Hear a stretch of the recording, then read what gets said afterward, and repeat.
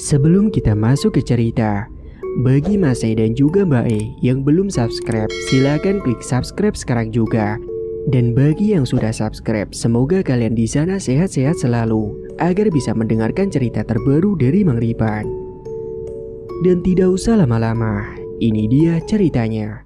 Selamat mendengarkan. Mas, aku pengen piscok sama jus alpukat, ucap Vera yang kala itu tengah mengandung 4 bulan. Ya udah, kamu tunggu di rumah ya, aku coba carikan dulu, jawab Asni suaminya. Asni pun kemudian keluar dengan mobilnya untuk mencari jajanan ngidam istrinya itu. Padahal waktu itu sudah menunjukkan pukul 10 malam. Tapi mau gimana lagi, itu demi anak yang dikandung oleh istri tercintanya. Asni pun kemudian menuju ke alun-alun kota yang kebetulan jaraknya tidak terlalu jauh dan berharap pedagangnya belum balik. Kalau soal jus alpukat mah ada di mana-mana, cuman ya soal piscoknya itulah yang susah dicari. Tapi Asni masih bersyukur karena ngidamnya istrinya itu tidak terlalu aneh-aneh. Cuma kadang timingnya saja yang aneh, tapi tak apa. Itu semua demi anak tercinta yang lagi di dalam perut. Semoga aja pedagang piscoknya jam segini masih buka, gumamnya sendiri. Singkatnya setibanya di alun-alun, Asni kemudian memarkirkan mobilnya dan bergegas menuju ke penjual piscok. Permisi pak, saya mau beli piscoknya 2 porsi pak. Wah, maaf mas, udah mau tutup ini aja lagi beres-beres, ucap si penjual. Pak, saya mohon pak, istri saya lagi ngidam, dia katanya lagi pengen piscok, saya bayar 2 kali lipat ya pak, gak apa-apa, yang penting bapak mau buatkan piscoknya, ucap si Asni yang rada memaksa. Udah pak, buatin aja, kasihan itu buat istrinya yang lagi ngidam, takutnya nanti bayinya ileran pak, ucap si istri penjual. Ya udah deh mas, bentar ya saya buatin dulu, sahut si bapak penjual. Wah, terima kasih banyak ya pak, bu, terima kasih banyak. Dan setelah menunggu beberapa saat, akhirnya piscok pun sudah selesai. Kemudian Asni pun langsung membayarnya dengan 2 kali lipat harga dari biasanya. Ini pak uangnya, sebelumnya terima kasih banyak ya. Loh mas, ini kebanyakan. Sudah gak apa-apa pak, saya terima kasih banyak pokoknya karena bapak sudah mau bikinin piscok. Ya udah kalau gitu terima kasih banyak juga ya mas, hati-hati di jalan. Setelahnya Asni pun kemudian langsung beranjak pergi. Dia pun segera mencari jus alpukat lebih dulu karena memang sengaja dia tadi beli piscok duluan. Karena jikalau nanti beli alpukat duluan takutnya bakul piscoknya sudah tutup dan pulang ke rumah. Dan singkatnya setelah selesai membeli jus alpukat, Asni pun segera beranjak pulang karena sudah larut banget. Dan singkat waktu, setibanya di rumah, Asni kemudian masuk dan menghampiri Vera yang lagi dudukan nonton TV.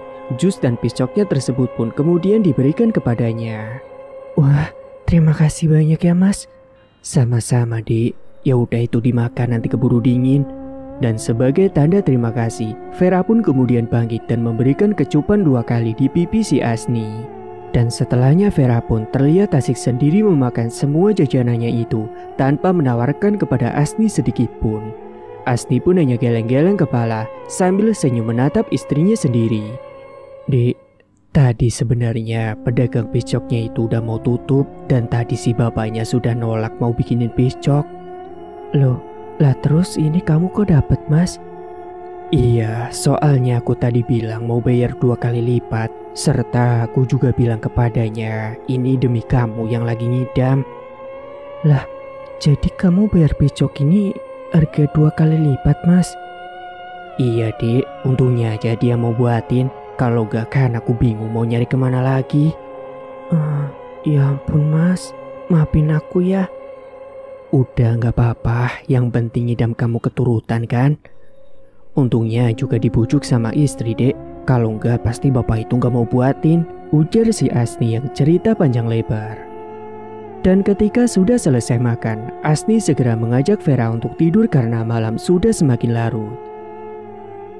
Namun tepat pukul 1 dini hari, Vera ini kemudian terbangun pengen buang air kecil. Dia tidak membangunkan Asni karena kasihan sudah dibuat capek tadi olehnya. Vera pun kemudian beranjak bangun sendiri, hendak menuju ke kamar mandi. Dia tak takut karena memang sudah pemberani kalau menuju ke kamar mandi sendirian tanpa perlu diantar. Ya tentu dalam artian gak takutnya pergi sendiri ke kamar mandi, cuman kalau masih sama setan ya masih tetap takut. Dan usai keluar kamar mandi, Vera kemudian baru sadar ternyata di luar rumah lagi turun hujan deras. Dia tidak mendengar di kamar karena kamarnya kedap suara. Dan setelah dari kamar mandi, Vera tiba-tiba merasa lapar kembali. Dia pun hendak memutuskan mengecek kulkas dan mencari cemilan. Dia kemudian menemukan sebuah roti, kemudian dia mengambil piring dan mengolesi roti tersebut dengan selai sendirian di dapur. Dan tiba-tiba hawa dingin menghampirinya. Dan terdengar juga ketukan yang suaranya agak berjarak yang berasal dari salah satu pintu di salah satu ruangan rumahnya. Vera pun kemudian dibuat terkejut dengan suara tersebut dan dia pun kemudian mengarahkan pandangannya menatap pintu kamar tamu yang tiba-tiba terbuka sendiri. Dan dari dalam kamar tersebut nampaklah sesosok mengerikan yang berdiri tepat di ambang pintu kamar tersebut. Sontak Vera pun langsung menjerit sekencang-kencangnya dan dia menjatuhkan piring hingga membuat piring itu terpecah. Namun untungnya pisau yang digunakan untuk mengolesi selai jatuhnya tidak sampai menusuk si Vera. Dan akhirnya setelahnya Vera pun akhirnya pingsan tidak sadarkan diri. Singkat waktu, pagi harinya, Asni yang baru bangun, dia terkejut ketika mendapati istrinya sudah terkapar di lantai. Ya Allah, Dek. Segera Asni pun dengan sekuat tenaga membopong tubuh Vera menuju ke mobil, meskipun dia masih sangat lemas karena baru bangun tidur. Mata Vera mulai terbuka perlahan. Dia menatap langit dinding putih bersih dan dia merasa di tangannya telah terpasang sebuah infus. Ternyata ia sudah berada di dalam kamar rumah sakit. Dan kala itu ibunya Vera, yaitu Butina, sudah berada di sana dan langsung mendekat ke Vera ketika Vera sudah tersadar. Alhamdulillah, kamu akhirnya sudah sadar juga, Dok. Kamu yang sabar ya, Nak. Aku kenapa, Bu? Tanya Vera yang masih kebingungan. Asni juga ada di situ. Dia izin tidak berangkat ke kantor hari itu. Namun selang beberapa saat Vera baru menyadari perutnya seakan mengecil dan rata. Dia pun kemudian langsung bertanya kepada Asni dan Butina. Dek, kamu yang sabar ya, anak kita. Ucap Asni terpotong. Anak kita kenapa, Mas? Potong Vera sembari matanya mulai mengeluarkan air yang keluar dari pelupuk matanya. Ia menatap sendu ke arah sang suami. Anak kita gak selamat, Dik. Kamu keguguran. Ucap Asni yang juga kembali bersedih mengingat hal itu. Sontak Vera pun langsung menangis sejadi-jadinya ketika mendengar fakta tersebut. Tapi menurut Asni, lebih baik Vera tahu sekarang daripada nanti-nanti. Dan setelahnya Butina pun mencoba menenangkan anaknya agar berusaha ikhlas dan kuat. Nah, kamu yang kuat ya, yang ikhlas. Mungkin sudah menjadi takdirmu, Nak. Tapi kamu jangan menyerah. Teruslah berdoa supaya cepat dapat momongan lagi. Iya, Bu. Jawabnya sembari masih menangis. Ya sudah, kamu istirahat aja dulu ya. Akhirnya Vera pun kemudian disuruh untuk istirahat agar tubuhnya itu kembali fit kembali. Singkat cerita, 3 hari kemudian, usai dipulangkan ke rumah, Vera juga menceritakan kenapa dia bisa pingsan. Karena kebetulan hari itu Asni sedang libur kerjanya, dan siang itu pun mereka duduk bersama di ruang tengah sambil menonton TV. Mas, aku mau cerita soal waktu itu kenapa aku bisa jatuh pingsan. Iya, Dek, kamu kan belum cerita soal itu. Memangnya sebenarnya apa yang terjadi, Dek? Jadi malam itu, ketika aku habis dari kamar mandi, aku kan lapar. Jadi aku kan pergi ke dapur untuk cari cemilan. Dan saat aku lagi ngemil, tiba-tiba aku dengar ketukan di dalam kamar itu, Mas. Dan tiba-tiba pintunya terbuka sendiri. Dan tiba-tiba dari dalam kamar itu ada sosok yang sangat mengerikan, Mas. Akhirnya aku takut dan aku pun jatuh pingsan. Tugas si Vera yang masih ketakutan ketika mengingat kejadian itu.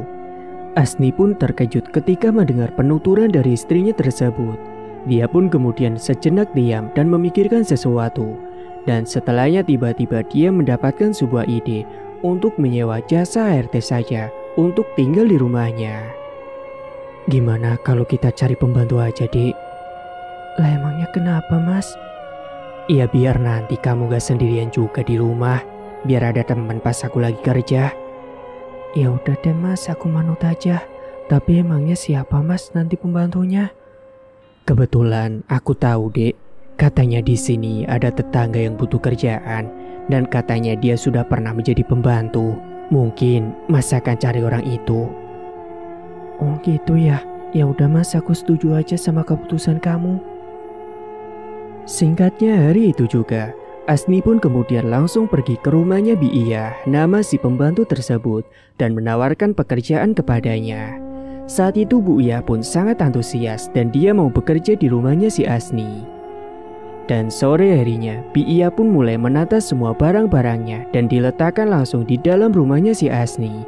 Karena memang ternyata Bi Iya juga sebelumnya ngekos di situ dan dia tinggal sendirian karena dia itu adalah seorang perantauan. Singkat waktu, malam harinya, Bi Iya sudah mulai masak di rumah untuk makan malam Asni dan Vera. Dan setelah selesai makan malam, Vera dan Asni pun beranjak ke kamar. Mereka kemudian dudukan di kamar sambil ngobrol-ngobrol. Sementara Bi Iya saat itu sedang berada di dapur sedang mencuci piring. Dan Bi Iya tiba-tiba merinding saat ada hembusan angin yang datang berhembus menghampiri dirinya.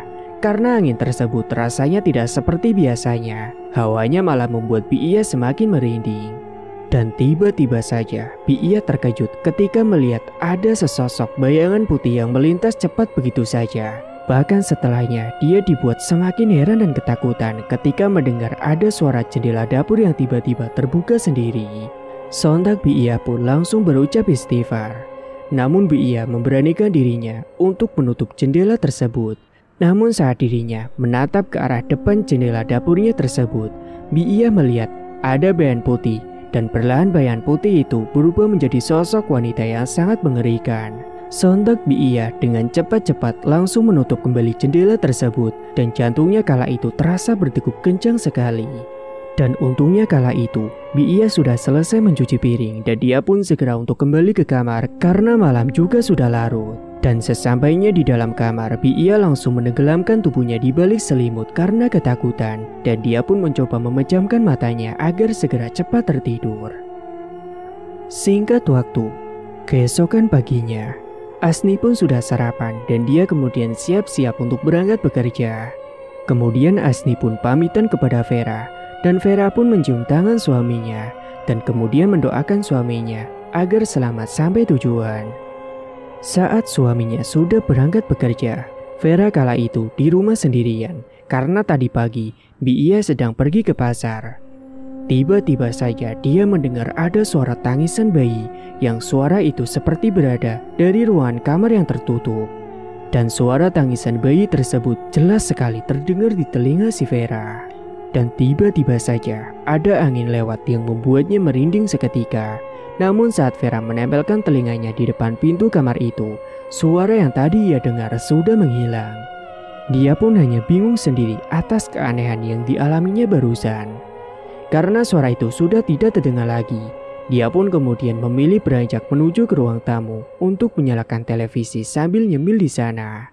Namun saat itu tiba-tiba saja Vera malah dikejutkan dengan bayangan yang melintas begitu saja yang samar-samar dalam pandangannya. Dan bersamaan dengan lewatnya bayangan itu, tercium juga bau yang sangat busuk sekali.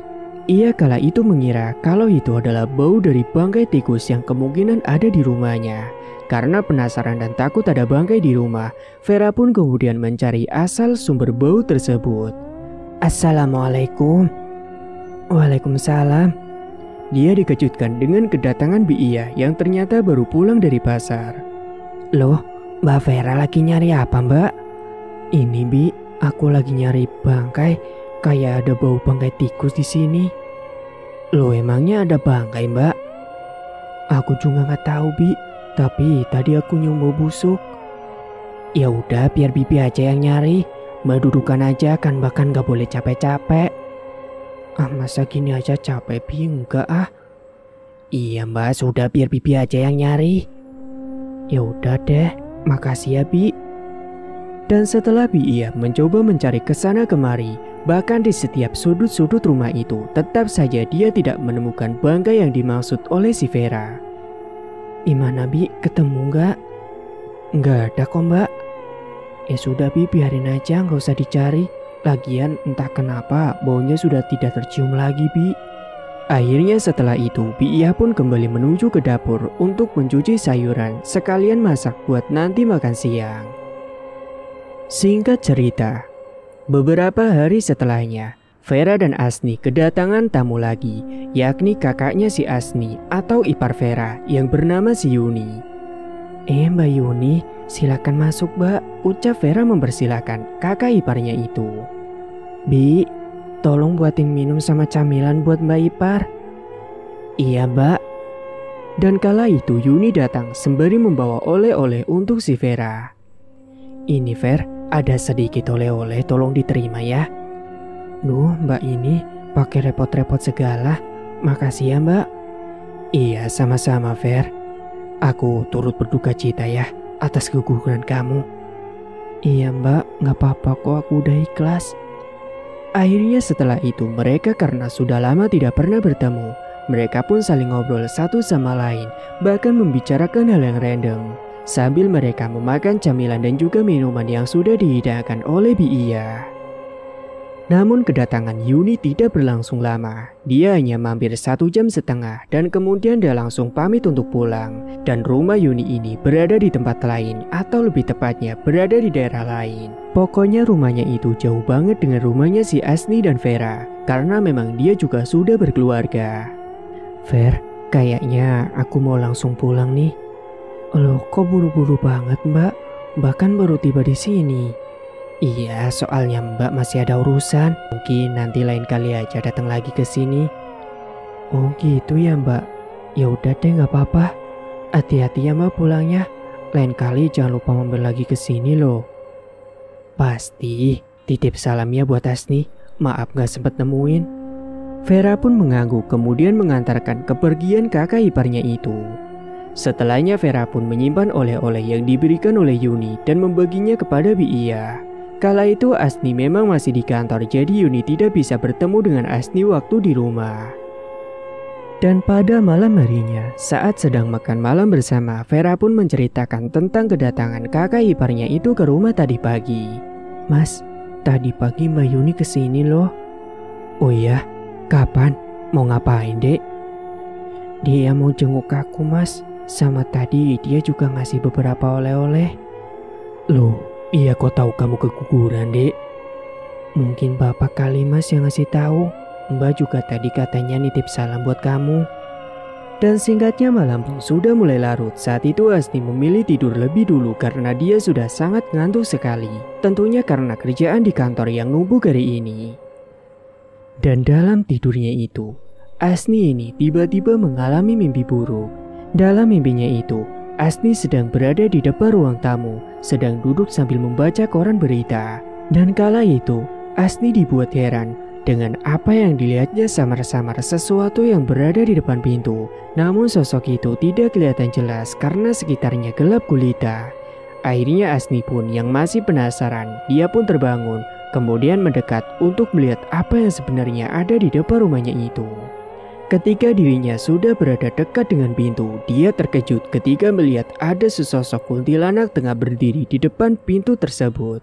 Kala itu Asni ingin sekali berteriak dan ingin lari, namun tubuhnya menolak keinginannya. Tubuhnya mendadak kaku, bahkan mulutnya serasa seperti terkunci. Dan ia pun hanya bisa terdiam sembari menahan rasa takutnya itu selama beberapa menit kemudian. Hingga setelah beberapa saat setelahnya sosok itu pun kemudian menghilang dengan sendirinya. Dan saat itulah tubuh Asni baru bisa digerakkan kembali. Dan bersamaan dengan itu pula, Asni pun langsung terbangun dari mimpi buruknya tersebut. Bahkan bangunnya pun sambil berteriak. Tubuh Asni kala itu dipenuhi dengan keringat yang telah membasahi bajunya. Sang istri pun yang tidur di samping akhirnya terbangun karena mendengar teriakan sang suami. Ada apa mas? Kamu mimpi buruk ya? Tanya si Vera. Asni kala itu masih belum bisa menceritakan kepada Vera karena dia napasnya masih tidak beraturan. Istrinya pun kemudian bergegas mengambilkan air putih untuk suaminya. Dan Asni pun segera mengambil air itu dan langsung meneguknya sampai habis. Dan saat mereka terbangun itu, waktu masih menunjukkan pukul 2 dini hari. Asni dan Vera tiba-tiba mendengar ada suara ledakan yang sangat dahsyat yang berasal dari atap rumahnya. Bahkan ledakan tersebut terdengar sangat keras dan disertai dengan seperti suara pecahan kaca yang ada di dalam rumah. Sontak Asni dan Vera pun memutuskan untuk bangun dan segera ke depan ingin melihat apa yang sebenarnya terjadi di sana. Namun setibanya di depan rumah, mereka tidak menemukan apapun. Dan karena merinding, akhirnya mereka berdua pun segera bergegas kembali masuk ke dalam kamar untuk melanjutkan tidurnya karena masih ngantuk. Singkat waktu, suatu hari, Pak Herman mertuanya si Vera ini sakit-sakitan karena memang dirinya sudah sepuh. Malam itu Asni mendapatkan telepon dari bapaknya. Dia pun langsung segera mengangkat. "Siapa mas yang nelpon?" tanya Vera penasaran. "Bapak, Dek." "Ya udah mas, buruan angkat." Dan dalam telepon tersebut, Pak Herman ini menyuruh Asni untuk pulang ke rumah karena dia bercerita sakitnya kambuh lagi. Sontak Asni pun khawatir mendengar kabar tersebut. Bahkan Vera juga khawatir mendengar mertuanya tiba-tiba sakit lagi. Asni pun kemudian segera mengiyakan permintaan bapaknya itu. Karena kebetulan untungnya besok Asni libur kerja. Jadi mereka bisa langsung pergi ke rumahnya Pak Herman esoknya. Singkat waktu, keesokan paginya sebelum mereka berangkat ke rumah Pak Herman, mereka sarapan terlebih dahulu. "Bi, nanti kita mau pergi ke rumah bapak dulu. Tolong nanti bibi jaga rumah ya." Bi Iya pun kemudian menganggukkan kepala tanda ia paham. Bahkan ia juga mendoakan untuk kesembuhan bapaknya Mas Asni. Beberapa saat kemudian setelah mereka selesai sarapan, akhirnya Vera dan Asni pun langsung berangkat menuju ke rumahnya Pak Herman sembali membawa oleh yakni buah-buahan. Singkat waktu setelah menempuh perjalanan yang cukup lumayan jauh, akhirnya mereka pun sampai di rumahnya Pak Herman. Terlihat kala itu, beliau lagi dudukan di teras dengan mengenakan jaket yang tebal. Vera dan Asni pun langsung datang kemudian menyalaminya. "Assalamualaikum Pak."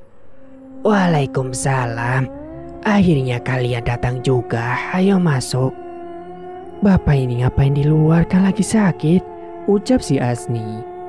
"Bapak nyari angin nak, di dalam terus rasanya suntuk banget." Memang selama ini Pak Herman hanya tinggal sendirian, tapi sebetulnya ada yang mengurusi, yakni ART yang kerja di rumahnya.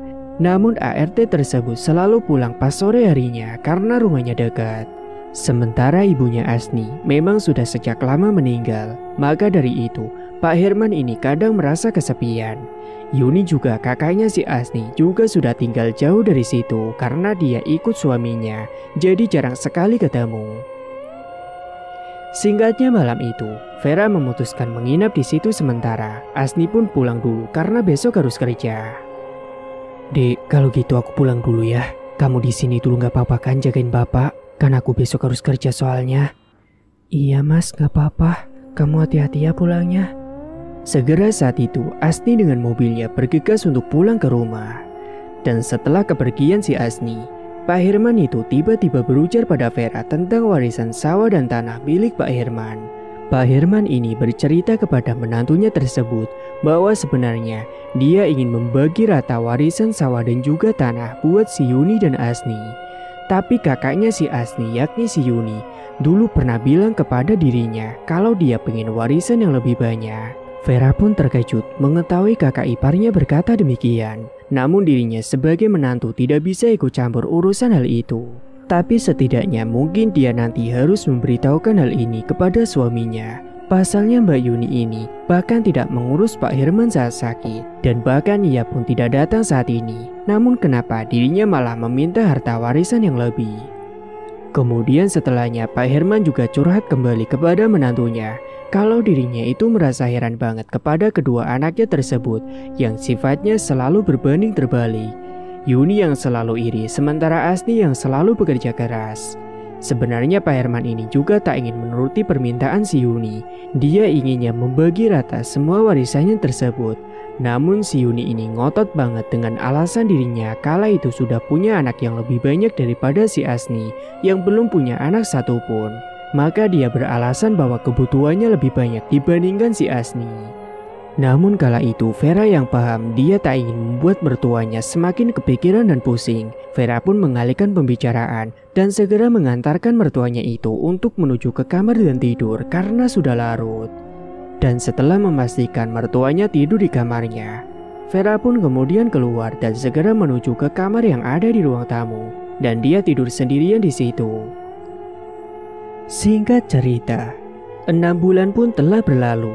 Pak Herman juga sudah rada mendingan dan kabar baiknya Vera kini positif hamil kembali. Dan di pagi hari itu, tiba-tiba kepala Vera terasa pusing dan bahkan perutnya sangat mual sekali. Kemudian dia pun berkali-kali bolak-balik menuju ke kamar mandi untuk muntah. Asni sedikit cemas melihat tingkah istrinya tersebut. Dek, apa jangan-jangan kamu hamil lagi? Mendengar perkataan suaminya, Vera pun mengingat kembali kapan terakhir kali dia datang bulan. Asni kemudian pergi ke apotek untuk membeli sebuah tespek dan saat dicek ternyata garis 2 merah terpampang pada tespek tersebut. Untuk meyakinkan apakah Vera hamil atau tidak, Asni kemudian membawa Vera ke dokter untuk periksa dan Vera pun dinyatakan sudah hamil telat 2 minggu. Vera dan Asni pun senang sekali ketika mendengar kabar itu. Dan bahkan kabarnya kemudian telah sampai ke keluarga-keluarga mereka termasuk Butina, Pak Herman dan juga Mbak Yuni. Dan di kehamilannya kali ini, Vera dan Asni pun akan berusaha menjaga kandungan tersebut. Bahkan Asni selalu siaga demi istrinya. Kini Vera juga tak takut karena di rumah sudah ada pembantu yang selalu menemaninya. Terkadang sesekali Vera juga dudukkan di halaman depan ditemani Biiyah yang lagi nyapu halaman dan menyirami bunga-bunga di taman. Singkat waktu, di lain hari, sesosok wanita tua berambut putih meraba-raba paha tepat di selangkangan si Vera dengan wajahnya yang terlihat nampak menyeramkan. Sosok wanita tua itu memiliki gigi taring yang panjang dengan matanya yang melotot tajam ke arahnya. Vera yang menatap sosok tersebut, dia ketakutan. Dirinya mencoba untuk mendorong tubuhnya ke belakang, namun terasa berat sekali. Dan sosok tersebut terlihat tangannya sedang memijit-mijit perut si Vera. Vera pun sangat kesakitan, perutnya seperti terasa diremas-remas dengan keras.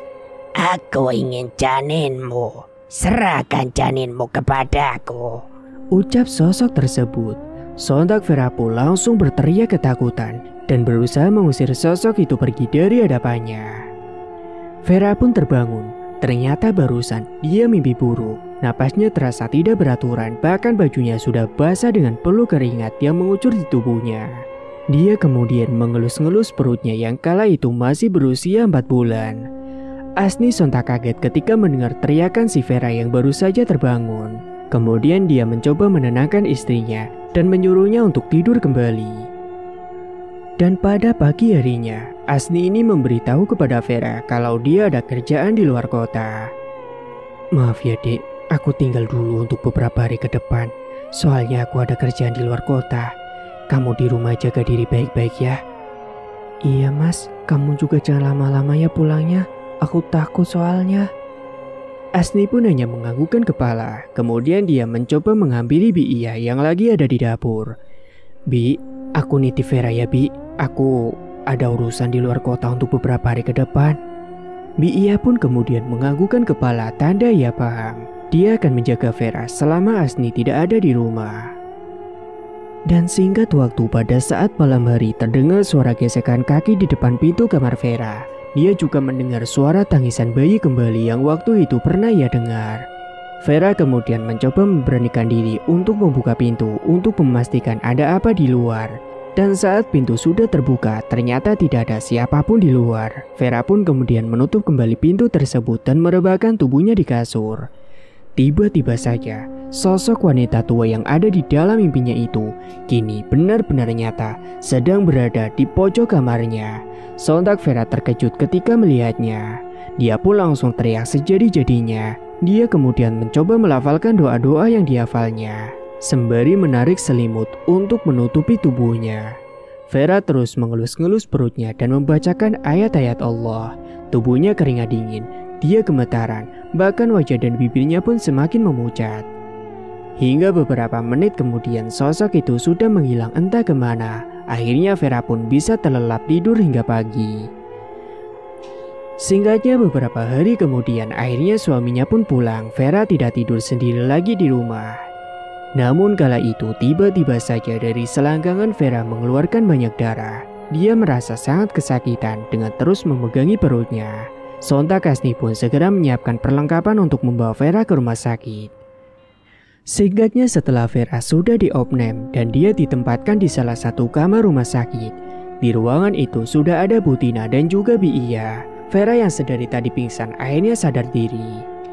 Saat itu ternyata Vera mengalami pendarahan sedikit dan kata dokter untungnya tidak membahayakan kandungannya.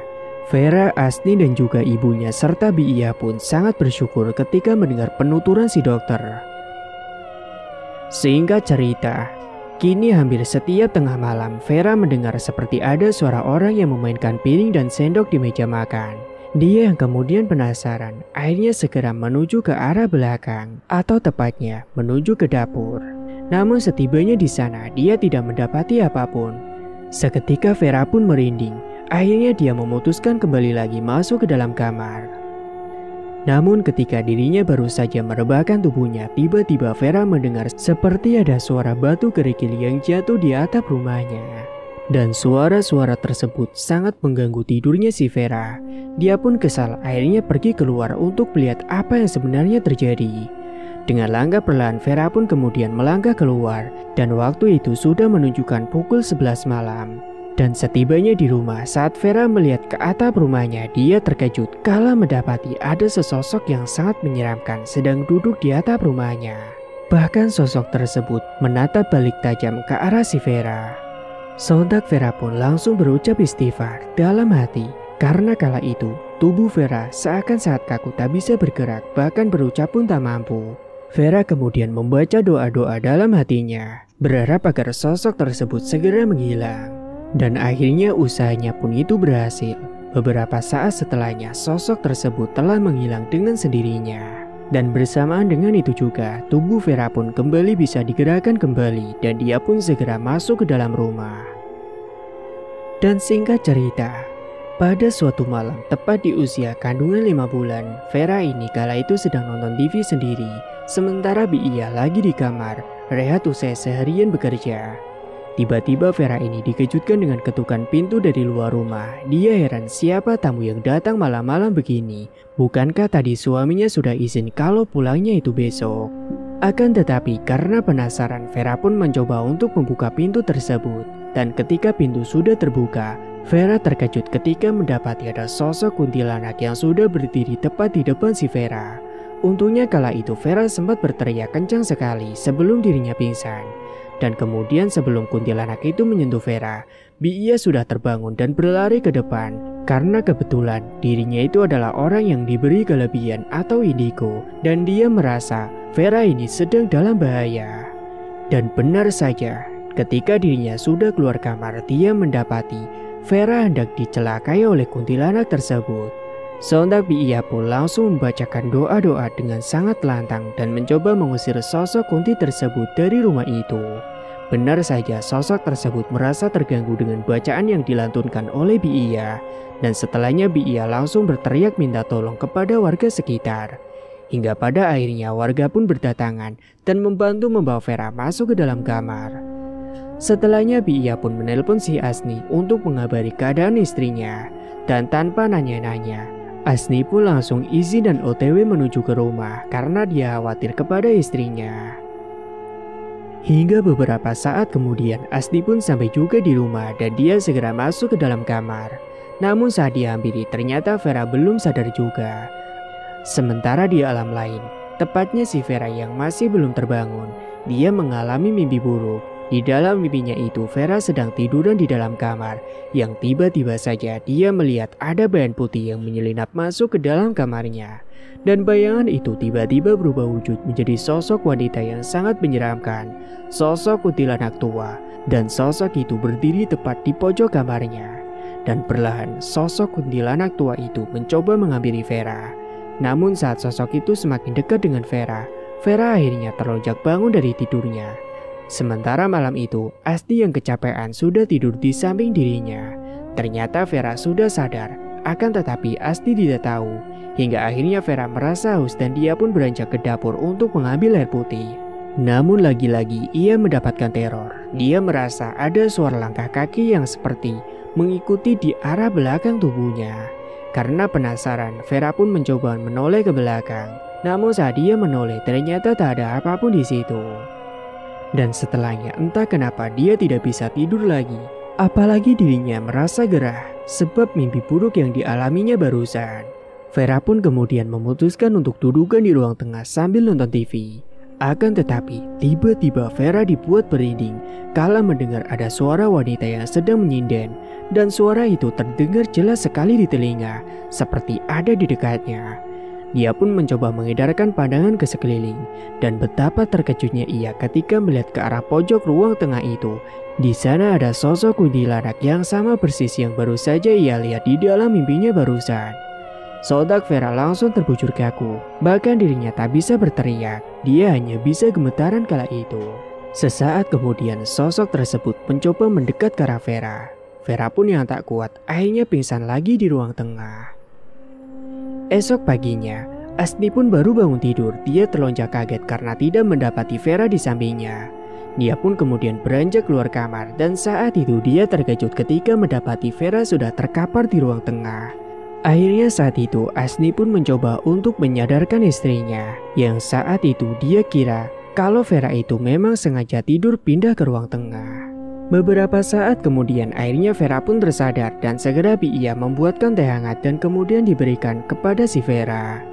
Kemudian setelahnya Vera pun bercerita kepada si Asni tentang apa yang dialaminya tadi malam, yakni tentang mimpi buruknya dan juga sosok kuntilanak yang ada di dalam mimpi yang kemudian dilihatnya langsung di dalam dunia nyata, dan itu juga sebab yang membuat dirinya itu jatuh pingsan. Iya yang kala itu juga lagi di situ. Usai membuatkan bubur buat si Vera, dirinya kemudian jujur kepada Vera dan Asni kalau dia ini sebenarnya punya kelebihan dan tadi malam dia berhasil mengusir sosok itu sebelum menyentuh si Vera. Yang benar, Bi, apakah yang Bibi katakan itu benar? Iya pun kemudian berujar kembali, kemungkinan ada seseorang yang hendak mengincar Vera dan berniat menggugurkan kandungannya. Namun dia berkata tak mampu menangani begituan. Namun kala itu, Iya menawarkan kepada mereka berdua jika mereka mau. Iya punya kenalan ustadz yang mungkin bisa membantu mereka. Vera dan Asni pun tanpa bertanya dua kali, dia pun mau mengikuti saran yang dituturkan oleh Iya. Dan Asni berharap banget agar kandungan Vera ini tidak keguguran lagi. Setelahnya Iya pun mencoba menelpon ustadz tersebut meminta bantuan untuk datang ke lokasi rumah yang telah disebutkan. Untungnya sang ustadz pun mengiyakan permintaan Iya dan akan segera datang ke sana. Vera juga meminta tolong kepada Asni untuk menelpon ibunya, yaitu Butina, untuk datang juga ke sini. Alhasil Butina pun ditelepon dan segera menuju ke rumah anaknya sekarang. Singkat cerita, Ustadz Gibran dan juga Butina tiba bersamaan di rumahnya si Vera. Mereka langsung dipersilakan masuk ke dalam. Butina kala itu yang belum paham langsung dijelaskan cara singkat oleh si Vera. Kemudian Ustadz Gibran pun meminta diambilkan air putih. Kemudian beliau doakan dan menyuruh Vera untuk meminumnya. Akhirnya saat itu Iya pun mengambilkan air putih terlebih dahulu. Kemudian memberikannya kepada Pak Ustadz. Segera setelahnya Pak Ustadz pun memberikan air yang sudah didoakan itu. Kemudian langsung diminum oleh Vera. Jika nanti Mbak Vera muntah setelah meminum ini berarti memang ada yang usil. Tapi kalau tidak muntah, maka itu hanyalah penyakit biasa, ujar Ustadz Gibran kala itu. Dan ternyata setelah Vera meneguk air tersebut, dirinya benar-benar muntah. Maka positiflah dugaan Iya kalau Vera ini ada yang mengguna-guna. Kemudian Ustadz Gibran akan berusaha membantu mengusir sosok kiriman tersebut. Beliau meminta dibelikan madu. Dan saat itu, Iya langsung membelikan madu terlebih dahulu ke warung terdekat. Dan setelahnya dia langsung memberikannya kepada Ustadz Gibran. Ustadz Gibran kini kembali membacakan doa-doa kepada si Vera. Vera kala itu merespon doa dari Ustadz Gibran. Tubuhnya merasa seperti kepanasan. Dan dia tidak tahu itu kenapa. Dan semakin lama yang tadinya hanya sakit biasa, kini malah bertambah sakit banget. Sampai Vera ini mengerang-erang dan meronta-ronta teriak kesakitan. Hingga akhirnya Vera pun kerasukan sosok yang dikirimkan ke dalam dirinya itu. Sosok tersebut murka dan kemudian menantang Ustadz Gibran. Hingga pada akhirnya saat itu bertarunglah Ustadz Gibran melawan sosok yang ada di dalam tubuhnya si Vera. Kesioran kencang dengan gebrakan suara jendela dan pintu membuat suasana semakin mencekam ketika Ustadz Gibran masih terus fokus membacakan doa-doa kepada si Vera. Kemudian Ustadz Gibran memerintahkan Asni untuk mengusap-ngusap punggung Vera dari bawah sampai ke atas berulang-ulang kali sambil membacakan Al-Fatihah berkali-kali. Asni pun langsung melakukan apa yang sudah diperintahkan oleh Ustadz Gibran. Dan selang beberapa lama kejadian aneh pun terjadi. Asap-asap tipis mulai keluar dari ubun-ubun si Vera bersamaan dengan Vera yang mulai merasa pusing. Hingga setelahnya dia benar-benar berhasil disembuhkan. Tubuhnya pun lemas terkulai tidak berdaya. Kemudian Vera disuruh untuk meminum 3 sendok madu yang tadi dipinta Ustadz Gibran. Menurut Ustadz Gibran, madu ini adalah salah satu pangan yang berkhasiat untuk mengusir gangguan jin dan menyembuhkan serangan ilmu hitam. Silakan Mbak Vera, ini diminum dulu 3 sendok dan semoga ini berhasil untuk mengusir gangguan jin dan semoga menyembuhkan serangan ilmu hitam yang dikirim kepada Mbak Vera. Asni, Butina, dan Biia bersyukur dan lega usai mendengar penuturan Ustadz Gibran yang berucap kalau Vera ini berhasil disembuhkan. Dan kemudian Ustadz Gibran berujar kalau pelakunya masih keluarga sendiri dan sedang mengincar warisan yang dimiliki oleh keluarga tersebut. Asni, Butina, dan Biia pun bingung karena Ustadz tidak menyebutkan namanya. Berbeda dengan Vera yang langsung paham, dia menduga kalau Yuni adalah orangnya. Namun dia tak menuduh secara langsung karena belum ada bukti. Namun Vera dengan pelan kemudian menceritakan soal perkataan Pak Herman kemarin yang membahas soal warisan untuk Asni dan Yuni. Dan dia juga menceritakan Yuni yang meminta warisan bagian lebih pada Pak Herman. Dia tidak ingin warisan itu dibagi rata dengan Asni. Namun kala itu Asni yang mendengar kabar tersebut, dia akan mengurus itu nanti. Yang penting sekarang Vera sudah sembuh dan kandungannya berhasil diselamatkan. Ustadz Gibran pun kemudian menyarankan kepada Asni untuk menanam daun kelor di sekitar rumahnya. Dan bila perlu ambil sebatang dan taruhlah di pot kecil dan letakkan di dalam kamar. Dan menyuruh mereka untuk sering-sering ngaji di rumah supaya diamankan dari gangguan-gangguan makhluk halus. Vera pun kemudian mengaku paham dan setelahnya Ustadz Gibran pun pamitan untuk pulang. Vera, Asni, Butina, dan Biia mengucapkan terima kasih. Vera dan Asni juga mengucapkan terima kasih kepada Biia karena dengan perantaranya Vera ini berhasil disembuhkan. Hingga singkatnya beberapa hari setelahnya Vera dan Asni ini mendapat kabar kalau Yuni ini sakit-sakitan. Dan pada akhirnya mereka pun datang menjenguk bersama dengan Pak Herman yang katanya mau ikut juga. Dan setibanya di sana, Yuni langsung mohon-mohon meminta maaf sama Vera. Dia pun mengakui kesalahannya. Asni dan Pak Herman pun tidak menyangka fakta tersebut. Mereka langsung memarahi Yuni karena telah membahayakan si Vera. Namun Vera dengan lapang dada mencoba memaafkan Yuni dan meminta padanya untuk berubah dan juga bertobat. Namun hal tak disangka pun terjadi. Yuni tiba-tiba kejang-kejang dan akhirnya dia pun meninggal dunia. Alhasil, Yuni pun dimakamkan hari itu juga. Kini anak-anaknya hanya tinggal sama suaminya Yuni. Namun pada akhirnya, Pak Herman tetap membagi harta warisannya sebelum dia tiada kepada Asni dan anak-anak Yuni secara merata. Hingga beberapa bulan setelahnya, akhirnya bayi Vera pun lahir dan Pak Herman sempat menjumpai cucunya itu. Namun beberapa hari ke depan, karena sakitnya tambah parah, akhirnya Pak Herman pun juga meninggal dunia. Namun mungkin dia bahagia karena sempat berjumpa dengan cucunya tersebut, meskipun hanya sementara. Tamat, cerita pun selesai. Terima kasih bagi Mas E dan Mbak E yang sudah setia menyimak cerita ini sampai akhir. Dan bagi yang belum menekan tombol subscribe, silakan klik tombol subscribe sekarang juga. Dan semoga kalian semua dimanapun berada selalu sehat-sehat semua dan dimudahkan segala urusannya. Dan sampai jumpa lagi di cerita terbaru yang akan Mang Ripan bawakan nantinya.